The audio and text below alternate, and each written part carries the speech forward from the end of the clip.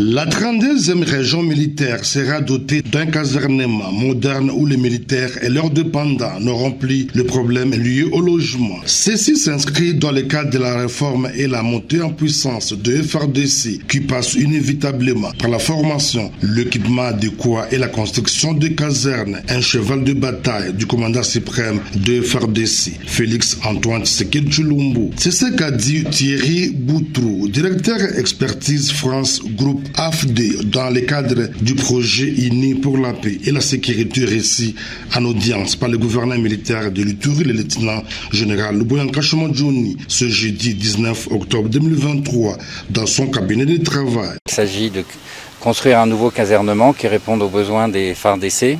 Avant, il y a l'instruction à mener avec les FARDC puisque nous travaillons avec elles pour conduire ce projet en leur faveur. Nous ne pourrons pas conduire ce projet tout seul.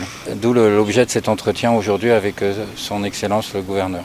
Et après la soute à munitions, c'est évidemment le transfert de la soute à munitions qui se trouve à Bunia pour sécuriser les populations environnantes. Ces activités se font évidemment pour renforcer le lien entre les FARDC et les populations civiles.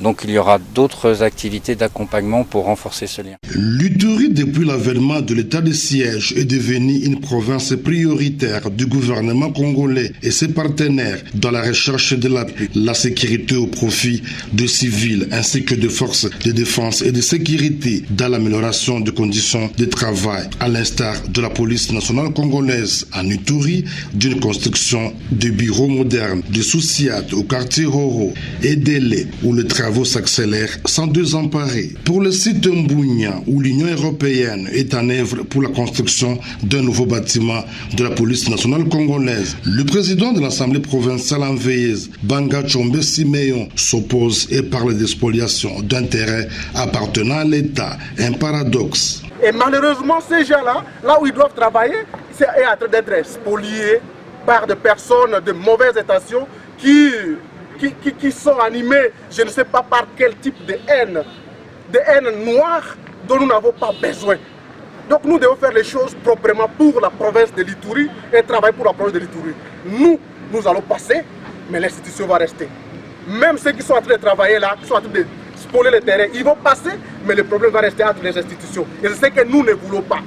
Rappelons qu'au mois d'août dernier, une délégation du ministère de la Défense nationale, de l'état-major général du génie militaire, les agents du cadastre, de l'urbanisme et habitat, accompagnés du chef coutumier Bira, ont visité le site de Diango où s'est reconstruit le camp militaire Souci Ardent du commandant suprême des forces armées et de la police nationale congolaise, Félix Antoine Tshisekedi Tshilombo.